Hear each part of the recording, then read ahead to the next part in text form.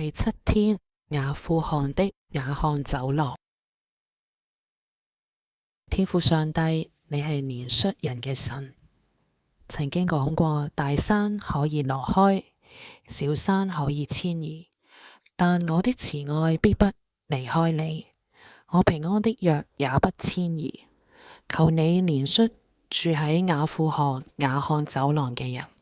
保守佢哋有和平同埋安全嘅生活，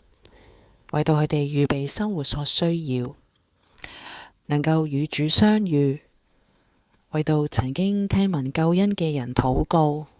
求聖靈喺佢哋心裏邊動工，使到佢哋會諗起耶穌，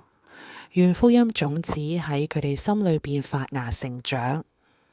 求主開路，帶領當地嘅弟兄姊妹喺吉爾吉斯同埋雅希人當中分享主嘅愛同埋救恩。祈禱係奉耶穌基督名求，阿門。